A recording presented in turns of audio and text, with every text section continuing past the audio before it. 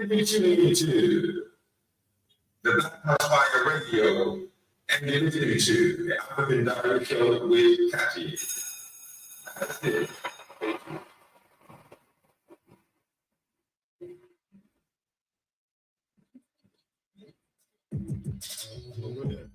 Bona nini na wawasha nkikula nyama choma tufirifiri na taska Promise chuma ako kazini anaisaka Bata najua vipeke anafanya nini naivasha Boy, akisi Kenya kuna content Nashindwa dunge chingani so nazidunga zote Anataka nwage ndani mina mwaka kwa matope Siubonga kila mitu kitaka ganji itoke Mama lishe mbeteng, mamoli kwa Henneken Mwana me, you're my friend, we got rich in the end Tulimtupa kwa booth, tulimdress Na magaka wa mini tuko That's falling down.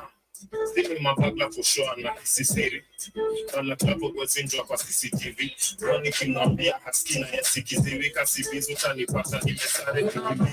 Nyabako na nzari. Chidlansh, koksa kawasaki. Chende mabanse na watutaki. Kamuitambu, sikutambu.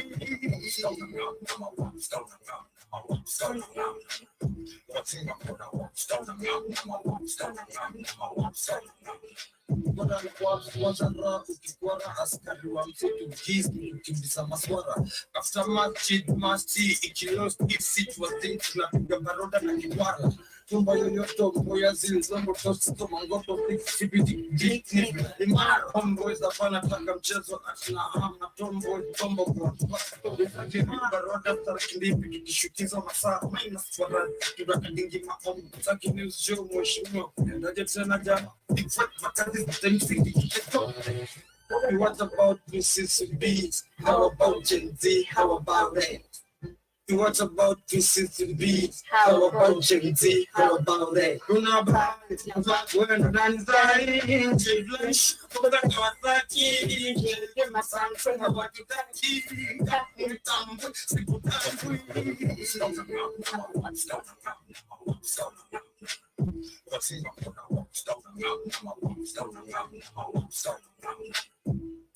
Yo, tuna drip zenye kwa maplamba tuna beef just na nikamchezana labda TikTok kama kofi kana pigia skilo tuchukue maska mkaza das mini pro kwa shit siachi na jigas kuna bro mejipigia EP na kiwap mili yangu ya kwanza nilishikanga nikirap go was chunda beats wale mejipigia shoti moja ya pili ya utatu na go holy masoja matrup na makrup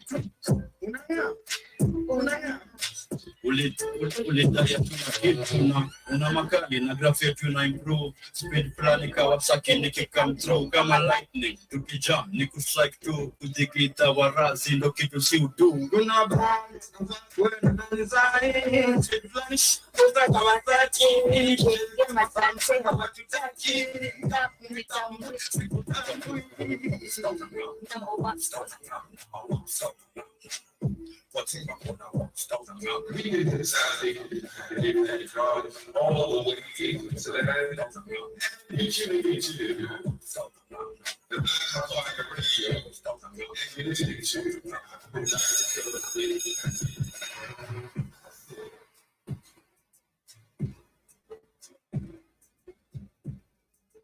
Yes, a very good afternoon to everyone who is there with us. Karibuni sana to another episode of the African Diary Show. I hope you're doing great on this wonderful Tuesday afternoon, and I hope your day is going on smooth and swiftly. It is exactly 11 minutes to 3 p.m. right here in Nairobi. You can as well let us know what is the time on your end as we get started with our conversation of the day. Shout out to Jim Money, shout out to DJ Brothers Love, shout out to King Pink Katashi, and to all those who are just joining us. In case you're joining us from Facebook, from YouTube, and on the radio station, you're welcome. And remember to keep it interactive with me right here, and also to tell me how is your day going on so far. Yes, karibuni sana once again. My name is Katie, in case you're joining us for the first time, and also kindly consider following the host in case this is your first time here on the Black Hotfire Network. And of course, this is the African Diary Show, and of course, on the African Diary Show, I'm just noticing that I wrote the word diary very wrongly on my show. But anyway, yes, on the African Diary Show, we get to talk about different matters happening to African people, different matters happening in the beautiful continent of Africa, and of course, a daily or a day-to-day life activities of the Black people or of the African people. And on today's day, we shall be talking about different matters, of course, coming from Africa. One of it is how insane our governments are spending our revenue or our tax money on crazy stuff. Right now, we have the Ugandan government taking the Ugandan ministers and seniors to get trained on better manners because there's an event or there's an international meeting that is going to be happening in their country, and they have to train their ministers on how to behave. And one of the things they are being taught on the better manners on etiquette, it's not to flirt with the guests that shall be attending the summit. And that is one of the craziest things we shall be focusing on today's episode. And rather than that, I have a video that we need to look at. And this video is talking about different African countries. It's talking about Cameroon. It's talking about Morocco. It's talking about Niger.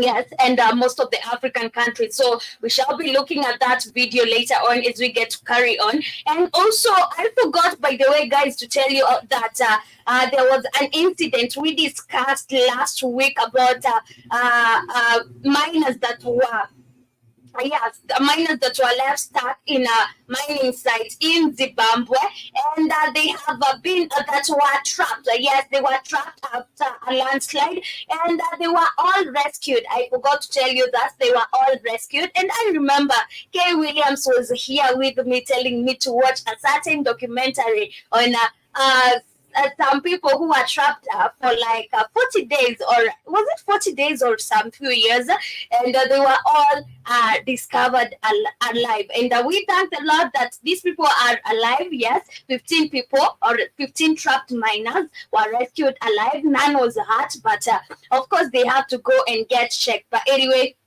yes, I felt like it was right to tell you that, because we were looking on to what will happen to those people, because most of the time we know very well the rescue operations right here in Africa, they lag, and to a point that we end up losing our people to at a place that we were not supposed to lose them. So yes, they were rescued alive, and this is something to celebrate, and also it is something to be happy about. But anyway, we started off our show with an amazing jam, and that was Wakadinali. The jam was Sikutambui. I hope you did get jam and to eat. And we are hoping to go back to one more jam as I come back with our quote of the day. In case you have a quote of the day you'd love to share with us right here, kindly feel free to share your quote of the day with us right here as we get started with our conversation of today. I see Crime in the building. Shout out to you. I see Charles Imbo is with us. Karibu sana, and shout out to you as well. Make sure you keep it interactive with us. And in case you have a quote of the day you'd love to share with us, kindly feel free to share with us right here. We're going back to one more jam. Let me see which one. This is the Octopizzo. The jam is the Tijawai. Get to jam and to eat. And remember to come back with your quote of the day.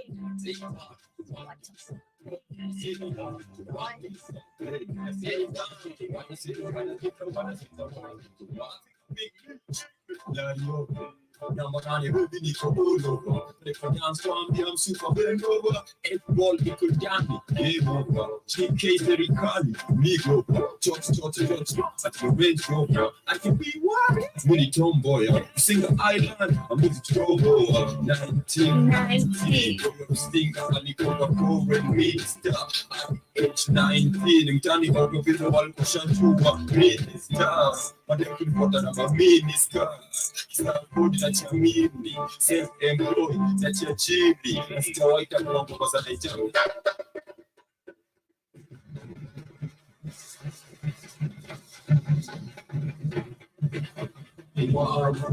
Yes, my quote of the day says that jealousy is the first class to attend before you become a witch. Jealousy is the first class to become, jealousy is the first class to attend before you become a witch. That is my quote of the day, and I hope you're not a jealous person as we get to continue with our show for today because, jealous people are they are like thieves, and I compare jealous people to thieves because thieves they don't steal sometimes to even benefit themselves, they steal to destroy. So jealous people are like thieves, they always want to destroy, and they are just there to destroy. But anyway, people, I hope you feel motivated by that quote, and also in case you're a jealous person, focus on positive jealousy. Focus on positive jealousy because there's also positive jealousy. But anyway, let's go back to Octopizzo as we come back with news and updates.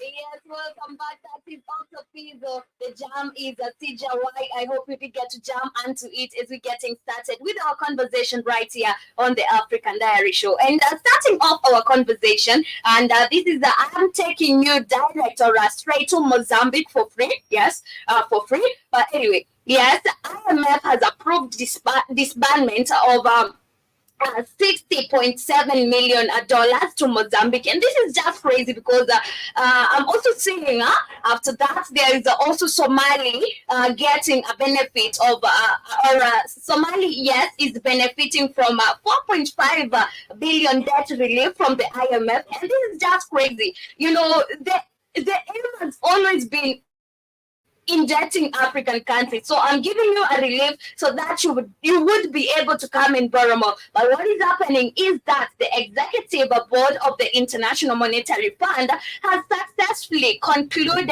the third review of Mozambique's 3-year loan program.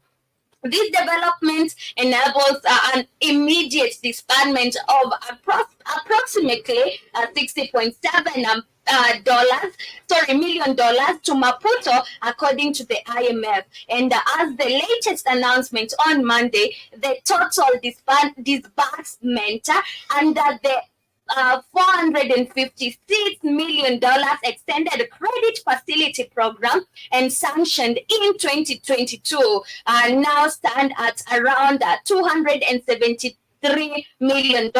And you can see now the country had a loan or a debt of 456. Right now they've gotten $60.7 million.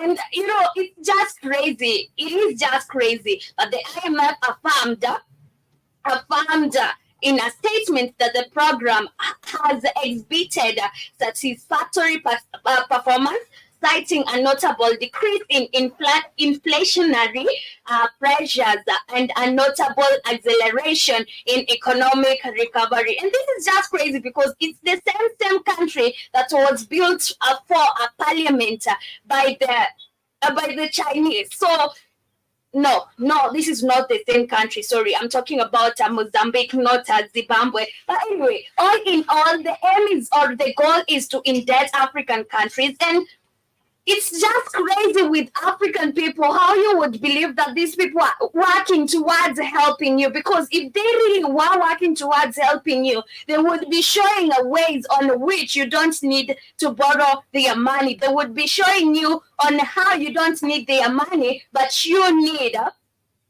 to work hard and be able to depend on yourself and the revenue you're earning as a country. But the overcharging goal of the 3-year arrangement is to provide virtual support from Mozambique's economic recovery efforts, and simultaneously it aims to implement policies that contribute to the reduction of public debt and address financing vulnerabilities. And the program also seeks to create opportunities for public investments in crucial areas such as human capital, climate adaptation, and infrastructure. So yeah, the money or the loan they have received is for human capital, climate adaptation, and infrastructure. What does the human capital means? I believe human capital is the money I have in my pocket, because if I decide to start a business, that is my capital. So it is human capital. But anyway, we need to get the real meaning of human capital at the end of the day, because maybe this money is going to somebody's pocket and it's going to be on the list of the debts of the country. So let's get to see what is the meaning of human capital, because they might be telling you that we have given you this money for this and this, and at the end of the day, the money is going to the pockets of the president and who knows what, you know. But anyway, human capital consists of the knowledge, skills, and health that people invest in and accumulate throughout their lives, enabling them to realize their potential as productive members of the society. So I believe this human capital is supposed to be now distributed among the citizens, but is it going to be distributed among the citizens? I believe not. Yes, I believe not. This money is not even going to get to the citizens. But anyway, on the other hand, I'm seeing, yes, I talked about Somali. Somali is one of the countries benefiting from a $4.5 billion debt relief from the IMF. And Somali is to benefit from a $4.5 billion debt reduction plan with international creditors to service its debt. The International Monetary Fund announced in a statement on Wednesday. And Somalia's debt relief process is the result of intergovernmental efforts spanning 3 political administrations for nearly a decade, and it is a testament to our national commitment and the priority given to this crucial and promising program, Somali President Hassan Sheikh Mohamud said in a statement. This debt relief for Somali was was approved on Wednesday by the executive board to the IMF or of the IMF and the International Development Association, the World Bank agency that lends to the poorest countries. It was carried out under the heavily indebted poor countries initiative. This is just crazy because one, they are carrying you as one of the poorest countries, and they're actually calling you poorest country. So I'm even wondering, are you okay with being called the poorest country so that you can just receive a debt relief? Excuse me, so that you can just get a debt relief. It doesn't make sense because imagine they are calling you poorest countries so that they would give you a debt relief, and of which this doesn't come for free. We know very well as African countries, this doesn't come for free, or maybe it's just a name, it's just for the, for the internet. Maybe it is just for the internet, for them to come and say that, we gave you a debt relief and you should be doing this, or we are giving the poorest countries a debt relief. And it is just for the notes. It is just for the remarks. And at the end of the day, maybe there is no debt relief we get as African countries, and we end up being called poor. So there's no need.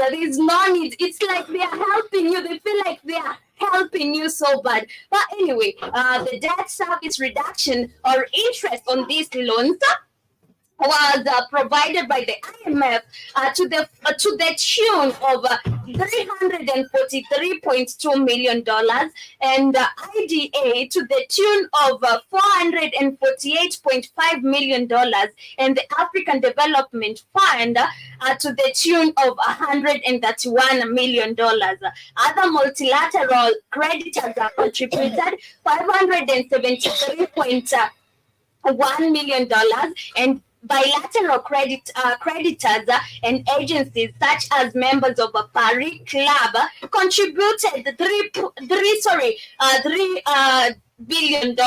and the IMF and the other institutions state that they have determined that Somalia has made satisfactory progress towards meeting the requirements necessary to reach the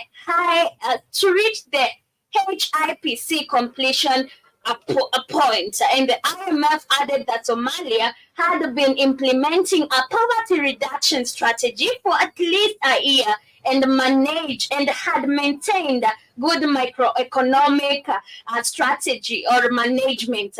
Somalia, a country in the Horn of Africa with a population of 17 million people, has had to cope with the torrential rains caused by the El Nino weather phenomenon since the beginning of October, displacing at least 1 million people and killing more than 100. The country has also had to cope with the several episodes of historic drought in recent years, which have decimated livestock. Since 2007, Somalia has also been confronted with an insurgency by the radical Islamist Al-Shabaab, a group affiliated with the Al-Qaeda. After some notable progress, the offensive launched by the Somali authorities has stalled in recent months. So it is just crazy, and these actions comes as a pity. It's like they are pitying you. They're like, we're sorry this is happening to you. We're sorry. We don't want this to happen to you. You're poor. You need our help, and we got your back, and we're giving you reliefs. And you see, on this case, it's just insane that now we have different creditors coming and contributing on how much they are going to raise or on how much they want to give to Somalia for them to be getting a debt relief. It's just crazy. It is just crazy. But still, on the other hand, on the cases of IMF, I see Zambia, debt deal closed but not signed yet, and This is about Zambia, which signed a preliminary agreement in June. Is set to restructure parts of its debt. Is close to concluding a memorandum of understanding with its creditors, but it's not yet fully finalized. An IMF spokesperson said on Thursday. Shout out to Smile, I see you in the building. Karibu sana. Wanjiro Maina, I see you in the building. Karibu sana. Spicy, I see you. Karibu sana. And to all those who are just joining us, you can talk to me and tell me, how do you think about, or what do you think about the stories I'm talking about, or the matters I'm talking about? But an agreement on the memorandum of understanding is almost finalized, and the signing is expected soon, said this spokesperson or spokesman for the institution, whose managing director, Kristalina Georgieva, oh my God, that name is so hard for me to pronounce. But anyway, had previously prematurely announced a signature. The agreement has finally been signed. Mrs. Georgieva, yes, had welcomed earlier at a round table discussion on the occasion of the annual meetings of the International Monetary Fund and the World Bank, which are being held until Sunday in Marrakech. That is in Morocco.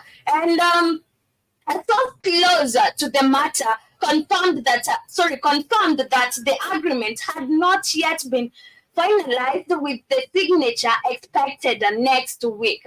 In the communique concluding their discussions in Marrakech on Thursday, the G7 finance minister called for the finalizing of the memorandum of understanding on the restructuring of Zambia's debt as quickly as possible.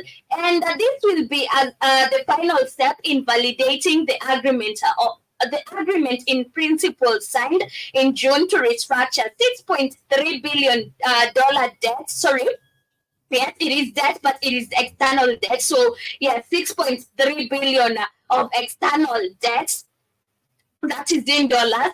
One of the conditions set out by the IMF in the agreement detailing its aid program with Zambia in order to release all disbursements. So, yeah, that is what is happening with the IMF. Remember, they still have a meeting which will be concluded in Morocco, and it's still going on. And the aim is just to indebt African countries. If you see whatever is happening on that round table, or in that round table where we have people sat and taking tea, they are all just discussing of how to indebt African countries. Because I'm also saying, let me get this real quick. Such an agreement is not enough, however, to offer the kind of life that young Africans want to live. He added, believing that it was now necessary to bring about a better growth that creates jobs, so that we can no longer have young people trying to cross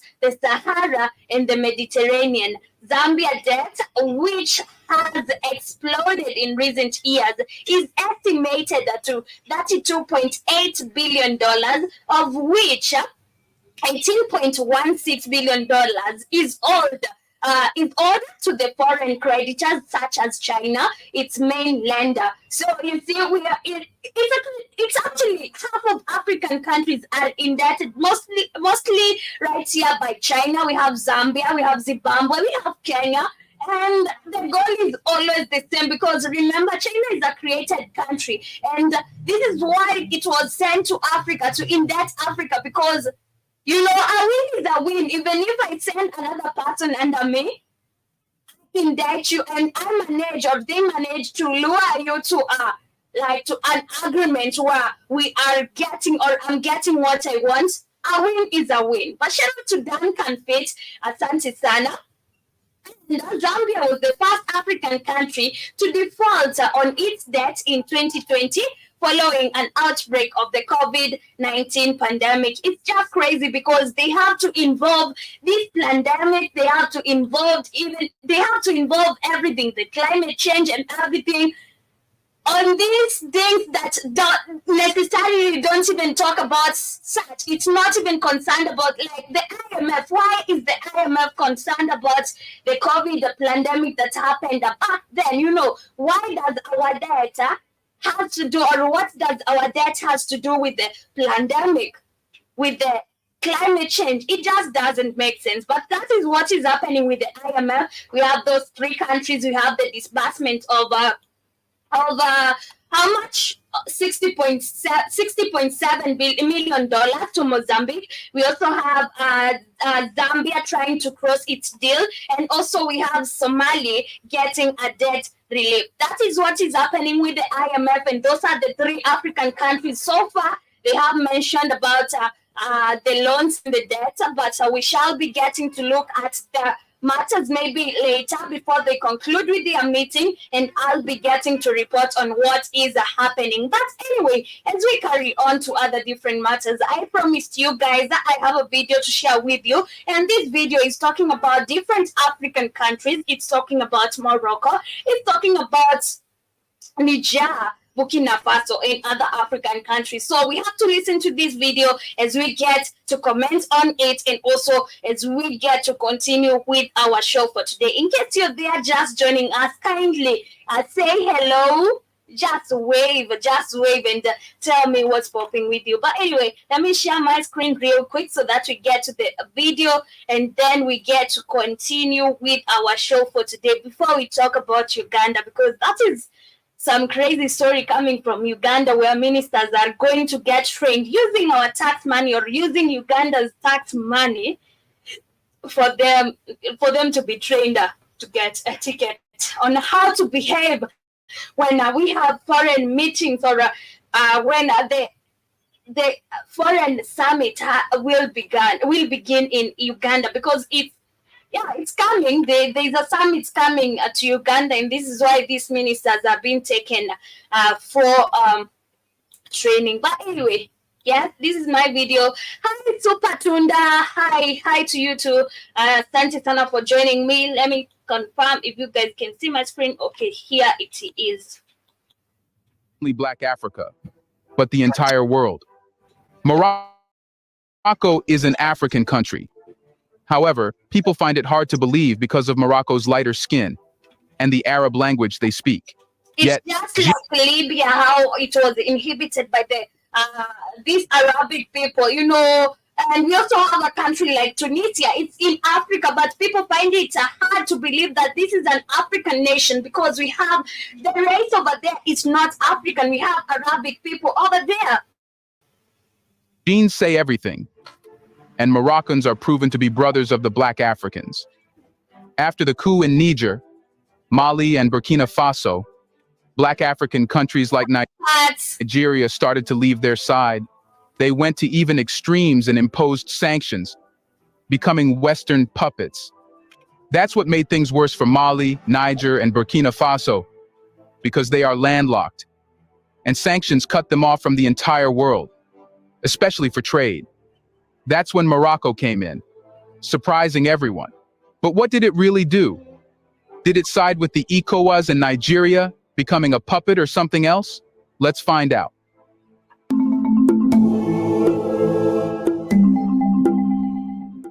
So, how has geography become a punishment for Niger, Mali, and Burkina Faso? Niger, Mali, and Burkina Faso, situated in West Africa, are landlocked nations lacking direct access to the sea. Due to these geographical constraints, these countries heavily rely on their neighboring states within the economic community of West African states for trade and port access. And this has become a source of problems.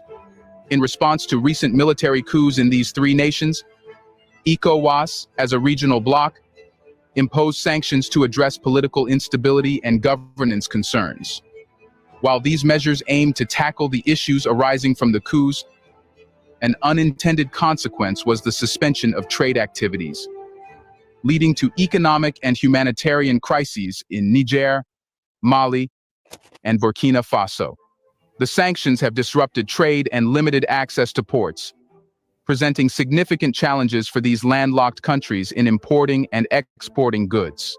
The impact of the sanctions goes beyond their initial political objectives, affecting broader economies and causing hardships for the populations. Since these countries don't have ports, it means no trade at all. Earlier, the neighboring countries were assisting, following agreements that allowed these countries to import and export. But after sanctions, things changed completely. These sanctions have undoubtedly resulted in economic hardship, leading to increased prices, limited access to essential goods, and disruptions in supply chains, creating significant challenges for the affected populations. Additionally, the sanctions complicate efforts to address these countries' ongoing security threats and humanitarian crises. Recognizing the complexities involved, ECOWAS has emphasized the importance of dialogue and engagement with the transitional governments in all three countries. The goal is to find solutions that address concerns about political stability and the humanitarian needs of the affected populations.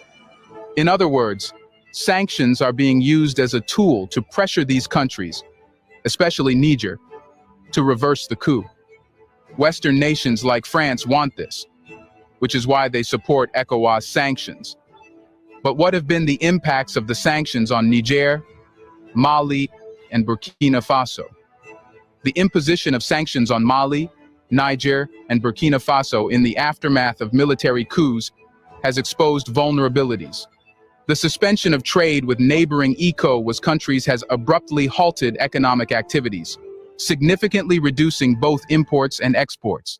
This results in soaring costs for essential items like food and fuel, putting additional strain on the already stretched budgets of ordinary citizens.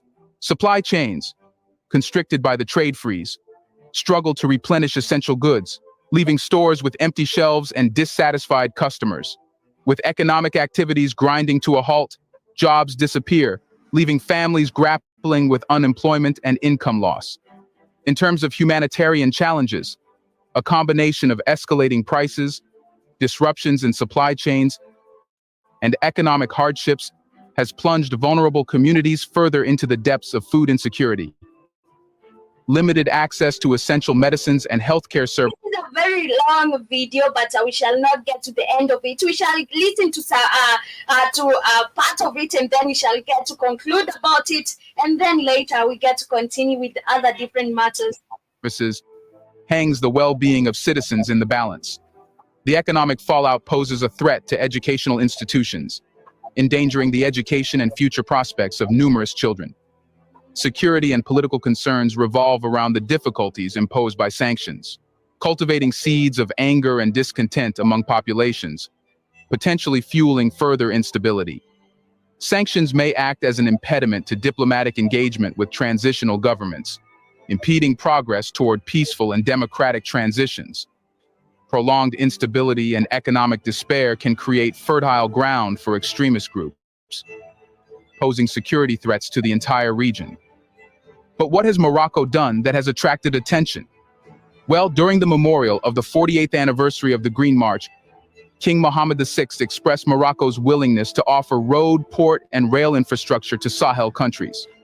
He urged the creation of an international initiative. I wanted to this part, and I want you guys to listen to this part, and this is how you know lies spread, because I've not seen this, we have not seen this, and if we have, we would be talking about this, because I believe Morocco, Morocco is an African country, or is a country in Africa where we barely have Africans living in that country. So what is happening is that they are saying that the Moroccan president has provided infrastructure like pipeline for Niger, or for these countries that are sanctioned, which it's a lie. It is a lie, because we've never seen even Niger coming close to working with Morocco. So this is a very big lie, and this is why I wanted us to reach to this point, so that we can understand how lies are spread in Africa. And these are the blogs. This blog is called. It's called what? I'll get to tell you. But anyway, This is some of the people pretending to be Pan-Africanist, pretending to be spreading Africa's news. But at the end of the day, most of the time you find that they are spreading lies in the name of content creation, in the name of being Pan-Africanist. And sometimes they are forcing things. They are, this is like forcing something that would never happen to happen, because these are Moroccans. These are not African people. Moroccans are not African people. The real Moroccans were African people. But the people we have in Morocco right now, these are Arabs. It's like forcing something, or it's like forcing Arabs or these Arabic people to work with us or to work with Black people, of which it will never happen. Progress toward peaceful and democratic transitions. Prolonged instability and economic despair can create fertile ground for extremist groups, posing security threats to the entire region. But what has Morocco done that has attracted attention? Well, during the memorial of the 48th anniversary of the Green March, King Mohammed VI expressed Morocco's willingness to offer road, port, and rail infrastructure to Sahel countries. He urged the creation of an international initiative to grant neighboring sub-Saharan nations access to the Atlantic Ocean, believing it could bring about a fundamental transformation in their economies and the entire region. This truly can be a game changer for the entire Sahel region, not just Niger, Mali, and Burkina Faso. You guys, do you think that Moroccans would really accept this? If we have Somalis, the people of Somalia, who are really Black people, denying Ethiopians access to the port of Berbera, do you think that the Moroccans would give Niger, would give Burkina Faso, would give Malians access to the ports? Or would give them their infrastructure for them to use? Now, these three countries, they are being treated like outcasts because they have battled, they have won their wars. But at the end of the day, do you think that Moroccans would agree to working with African people and lending their infrastructure to African people without any benefits?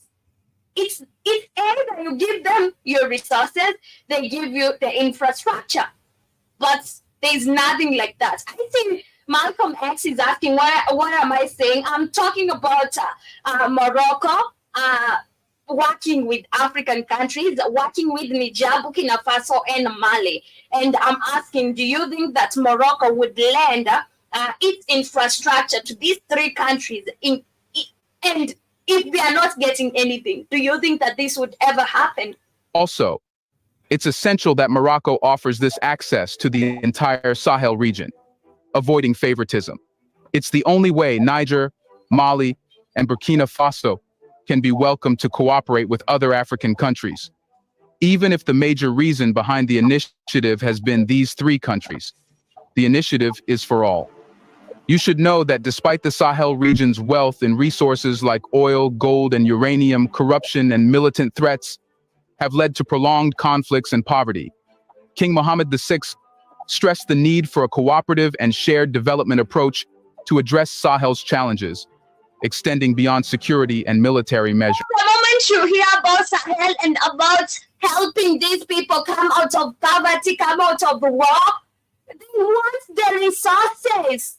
And these people are not Black people. These people are not Africans. They want your resources, and you should not even agree to working with them because they want your resources. Why are they coming to you with a strategy of ending poverty, ending war in the Sahel?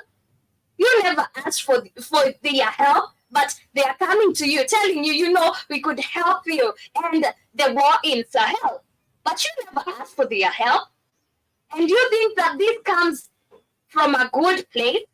This doesn't come from a good place. They want the uranium that you have over there. Yes, it's the resources, it's the wealth they want. They don't want to help you. They just want to sort out the resources you have as African nations. He outlined a broader strategy to establish a maritime economy along the southern Atlantic coast, aiming to make the region a hub for human interaction and economic integration at continental and international levels. It's because access to the Atlantic Ocean is of significant strategic and economic importance for for the landlocked Sahel countries, including Mali, Burkina Faso, and Niger. In terms of trade and economic growth, gaining direct access to Atlantic ports eliminates dependence on neighboring coastal countries, reducing transportation costs and delays. This facilitates smoother trade with international partners, ultimately boosting exports and attracting foreign investment. Moreover, direct access opens up new trade routes beyond traditional partners, enabling market diversification and enhancing economic resilience. The improved connectivity with the global economy also promotes regional integration within the Sahel and West Africa, promoting economic cooperation and overall development. What's more, it can bring development and poverty reduction. Direct access to ports lowers import costs for essential goods like fuel and machinery, alleviating inflation pressure and improving citizens' affordability. The development of port infrastructure and associated industries creates new employment opportunities, bolstering local economies and reducing poverty. Additionally, improved trade facilitation attracts foreign investment in sectors such as manufacturing and processing, driving economic growth and overall development.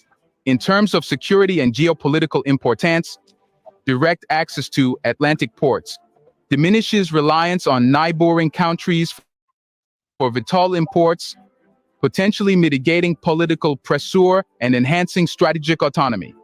It also opens avenues for maritime security cooperation and participation in international We all know initiatives. those advantages. Come on, we all know the importance of having a port. But this doesn't mean that now if Niger, if Mali, if other countries like Burkina Faso will be land this port or will have access to this port, it doesn't mean that this is their port.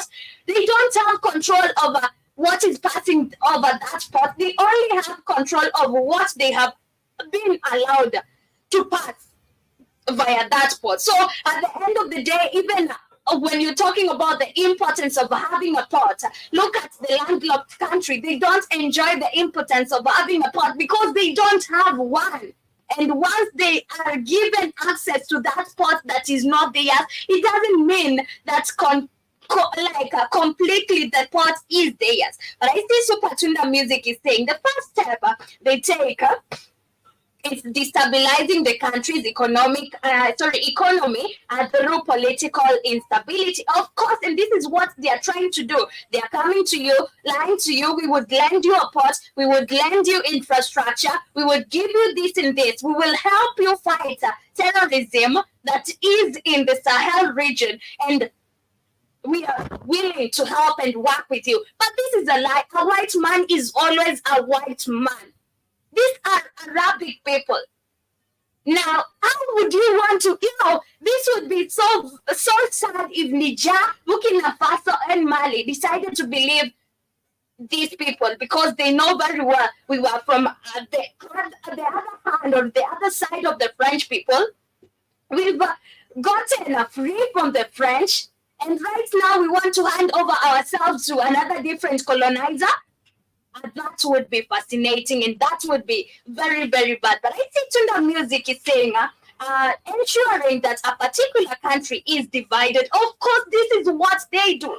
This is what they do. And with the saying that they are coming to help you deal with insecurity, they are actually coming to destabilize that region. They are coming to put more troops who will be guarding their interest in that place, who will be stealing resources in that place. So it doesn't make sense as African people. But I want to fast forward this video a little bit so that we get to 15 minutes because I want to talk about the main focus of the day. This is about Uganda. But anyway, let me fast forward the video as we get to continue. Mohammed VI in November, envisioning an international undertaking to grant the Sahel countries access to the Atlantic Ocean. King Mohammed stressed the importance of upgrading infrastructure in the Sahel nations and integrating it with existing transport and communication networks in the region to ensure the initiative's success. A released memo expressed appreciation for Morocco's commitment to providing road, port, and rail infrastructures to enhance the participation of Sahel countries in international trade. Additionally, diplomats agreed to establish a national task force in each country to facilitate the initiative's implementation.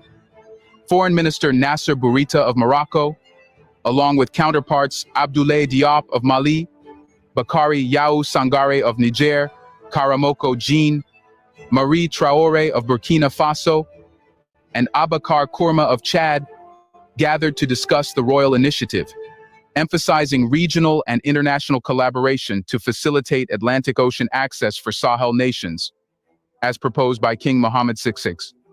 The initiative aims to tackle integration and economic transformation in the Sahel countries, ultimately improving the quality of life for their populations. Bourita, in his address, highlighted the initiative's potential as a strategic turning point, emphasizing the long-standing cooperation, mutual aid, and solidarity between Morocco and the Sahel nations. He underlined, Morocco is just a struggling country like you are. You don't need aid from Morocco. African people, we need to get this right. These white people are always white people. Mzungu is always Mzungu, no matter where they are. Be they in Africa, be they beware, but they are always white people. Look at these people right now. They have lived in our continent, and they have now the entitlement of feeling like now they can even send aid to us. They can even, they are trying to act like the colonizers because they are the colonizers. We accepted them in the country, in the continent. Right now, they are feeling so entitled to a point that they can give us everything. They want to give us aid. They want to give us military to fight for us, to bring peace in our countries. That is what they want. And at the end of the day, remember, they always want one thing: the resources you have in your country. That is always what they want. This is what this country wants. Don't think that they want to work with you. They don't want to work with you. If they had a preference, they wouldn't even be talking to you. They wouldn't be looking at you. They just don't want to work with you. They only want the resources that you have in your country. So don't be deceived. Don't be lied to. You don't even require aid from Morocco. Morocco is struggling just like you are. It's struggling. So you don't need aid from these people. King Mohammed VI's visionary approach, recognizing opportunities where others see problems and recommending fundamental treatments for real solutions. As part of this Pan-African initiative, the Mohammed VI Foundation for Sustainable Development has launched various humanitarian programs and missions across the continent, including establishing the Mohammed VI Prenatal Clinic in Bamako, Mali. Here's a reminder to please like and share the video and subscribe to our channel. That is where we shall stop with the video. The video is too long. It was a 26-minute video, but I shall wind it up right there because I want to talk about something different, which is the main focus of the day. Shout out to Andrew Robinson. I saw you somewhere. Karibu sana. Kelvin, I see you somewhere. I see Kilosra. I see you in the building, and I see Kiwi saying exactly 100%. And I don't know, Mr. Robinson is saying they are feeling entitled because your government are selling out Morocco and Tunisia. Yes, we also have Libya, and right now they are feeling so entitled to act like our colonizers. They want to even recolonize us because we give them the opportunity to come and live with us right here in the continent. We welcome them. And Andrew Robinson is saying Morocco and Tunisia are traitors. They're actually not traitors. They are those are the true colors. Those people are not African people, so they are not traitors. They are just who they are. That is who they are. I wouldn't call them traitors. They're just acting like they are fellow white people. So that is who they are. They are not actually traitors. So if we want to talk about traitors, it is African people. A country like Kenya. Kenya is a traitor country. Not Kenyans. It is the Kenyan government. A country like Nigeria. It is a country. It's a traitor. Not Nigerians. The government of Nigeria. A country like Uganda. Not Ugandans, the government of Uganda, a country like Rwanda. It is not Rwandans. It is the government of Rwanda. So at the end of the day, I don't want even to say that those people are traitors. They are not traitors. They're just acting like who they are. That is who they are. You can just call them traitors, and you know very well they are white. They are people who did us that some time back, and we still trying to believe that they won't do us that again. So they're just who they are. But anyway, I was saying Libya is a failed state. Also, it's the fact that it's in Africa. Libya is not a failed state. It's just like the way we have bad leadership, bad governorship in African states. It's the same happening to that Arabic nation over there in Africa. It is an Arabic nation in Africa. So it is just what is happening. But anyway, away from that, let's talk about different matters. And I wanted to mention something. I think I'll get to talk about this tomorrow because time is not really on our side. But this is about Rwandan government signing multiple deals with Jordan during King's visit. But yes, we shall talk about this tomorrow. Let's talk about Uganda. So Uganda is using Ugandan taxpayers' money to take its ministers to get trained on better manners, on etiquettes, so that when the foreigners comes, they don't flirt with them. Actually, they are being told not to flirt at international conferences. This is using taxpayers' money, or this is using Ugandan taxpayers' money. Of course, they are using the government money or the national money. Anyway, Ugandan's ministers and senior government officials will be given a crash course in a proper conduct, a good behavior, and etiquette. The training comes ahead of two international conferences that will be hosted in Uganda, the Non-Aligned Movement Summit and the Third South Summit. And the country will be expecting more than 1,000 delegates from 100 countries. The Daily Monitor reported that the training will ensure ministers avoid embarrassing incidents, warning against behaviors like pushing and shoving, over-excitement, flirting, and bickering. Can you imagine? So we have ministers being trained on how to conduct themselves when these white people come. They are being told, don't embarrass us. They are being, like, they will be tweeted on how not to embarrass the Ugandan government, on how not to flirt with the white people when they come. Damn, this is just crazy. Imagine these ministers, I can imagine ministers are, and this is the people's money, of course. They are taken to a course where they are being trained on how to conduct themselves in front of the eyes of Wazungus, because this is what it is. It is what it is. Man, this is just insane. And this is why these people treat us the way they treat us. Because if you have to be taken to school to learn how to behave around me, why shouldn't I feel superior? Why shouldn't I feel like I'm the god of the goddess?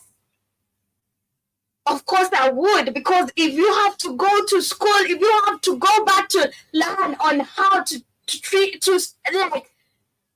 behave around me, why should I not behave like I'm the queen in the house? Damn, this is just crazy. This is embarrassing. The whole thing is embarrassing. The whole thing is crazy because it doesn't make sense. And it shocked me. Imagine these people, they just decided we are using your money to go and get these people trained on how to behave in front of Wazungus, so that they won't embarrass us, so that they won't flirt with the Wazungus when they come. Damn, this is just crazy. It is just crazy. So that they won't behave with overexcitement. They won't be overexcited that we have Wazungus in our country and they are all overjoyed. Africa is a joke. Man, we are joking and we need to stop this madness. We need to stop this madness. And I see the news has received mixed reactions on social media, with many Ugandans asking how much the training will cost. And while Agriculture Minister Frank Tumwebaze has already said he will not be attending, because this is even like mockery. It's like you're mocking these ministers. And it's the government proposing this, so you have to go. If the president of Kenya says that all the cabinet secretaries and all the MPs and all the seniors will have to go to attend to our class to learn on how to behave in front of these Wazungus when they come to our country, they will have to go. They will have to go. But this comes like a mockery. It comes like, you've been treated like you're not learned. I don't know even how I would take this. Imagine right here at work, our boss comes and tells us, you have to go back to class because we have guests who are coming. So you have to go back, or I'm taking you to a class where you will be needed to learn on how to behave around those people.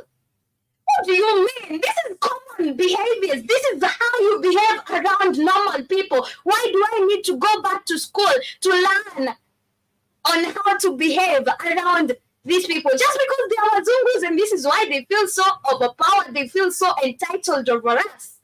This is why. That is the reason. It is always the reason. But anyway, family, you can tell me what you think about this, because I feel like this is crazy, especially using taxpayers' money. It's crazy. And I don't support this. This is madness. And shame on Museveni and his government and to whomever came up with the proposal. This is insanely crazy. It is crazy. But also to the seniors and the ministers who have been taken for this course, they should say no, they should reject it, because how comes you're teaching me to behave around people?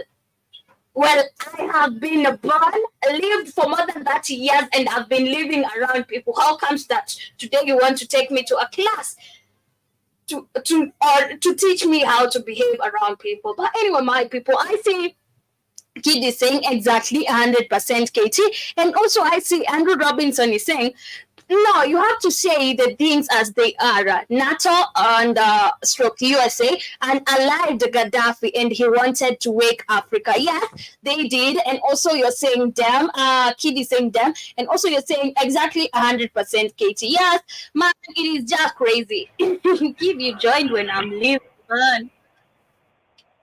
Karibu sana. Asante sana. Now you're about to leave. Let me say it. They're doing that, Katie, because it's embarrassing. African people, you're a minister, you act inappropriate around white people, you worship them. So it looks like on a national scene, you look like a child again. You've been raised with, you're raised as a moron. You worshiping people who's coming to do business with you as if they're your God. And so, yeah, I got to say it because you've been raised. Muslims only do that now because they know how they raise their people. And they haven't taught their people, these people are not God. So it becomes a bad look internationally when other people come to have it like, man, these people are fucking stupid. They think they lick our ass and do all kind of crazy stuff. Worship us out. They be on our face smiling and, yay, daddy, weird kind of behavior. So, exactly. So, you want to teach them how to be adults, Katie. You want to teach them how to not be childlike in front of white people. African people are childlike. You guys, okay, let me get an example. You leave. Remember when you guys were at the museum early last year and also at the Giraffe Park? You see the way the Kenyans treated white people, and the difference in the way they treated you as an African. That kind of behavior, Katie. That means your mind is fucked up. You got the mind of a child, and you worship white people. It's you guys seen it. You see the way white people were treated. Better than you as an African person there. You seen it with your eyes. So that's childlike behavior, Katie. The mind of a child. Say, oh, my white daddy's here to get you out of niggas. My white mommy and daddy. You can't justify these people using taxpayers' money to take these people on training on how to behave. Well, well, you gotta train them, Katie. It's embarrassing. Katie, you're supposed to be representing a country, Katie. Your goofy worshiping behavior is embarrassing. You're supposed to be a whole adult. You're supposed to be representing a country. You can't be sitting there all the white people. Oh, white man. Oh, white woman. You said, but you're so great. You're the best. Oh, I'm just a dirty nigga, a dirty African. Oh. So, so I understand how a lot of these trade deals were done so badly because Africans worship these people. And so these people give them the most fucked up trade deals. They would accept it. Oh, thank you, white daddy. You're just like Jesus. Oh, you're my Jesus. Yeah, we know how Africans behave around white people, but this just doesn't justify a whole government taking its ministers on a trade. Yeah, it do. Obviously, it got out of control. Obviously, it was seen, Katie. Obviously, it was seen, and people have been well, we don't know. There's diplomatic channels that we're not privy to, right? That we know nothing about. So I'm sure diplomatically it's been told, man, these Ugandans are fucked up in the head. We get to they be slurred up. They be all over us. And, oh, white daddy. Oh, thank you. Thank you for coming to my country. Can I wash your feet, white daddy? Can I wash your feet? Man, let me wash your feet like Jesus. Come on.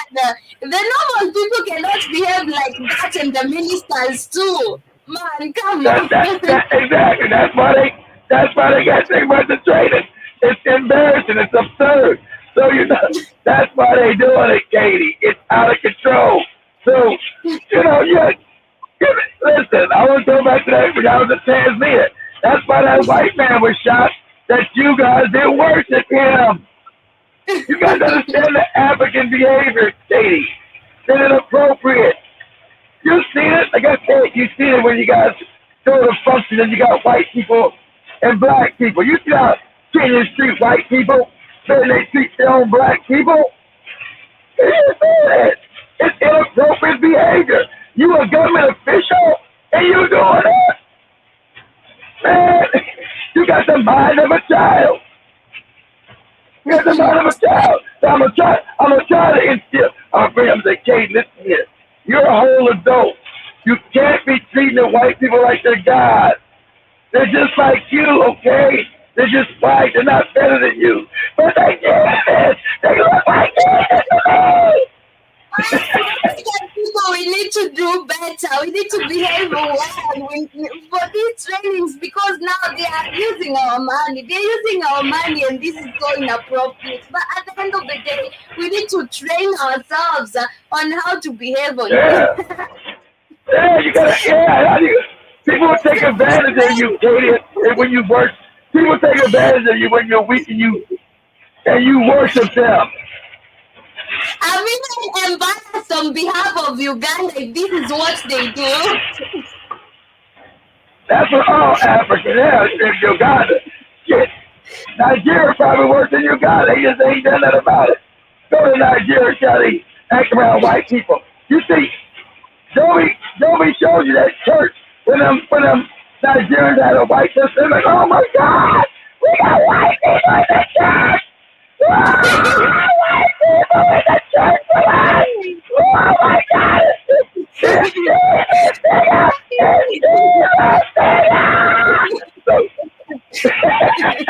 So, so he's talking about the inappropriate behavior of African people. So that's what we're talking about, right? So, you know,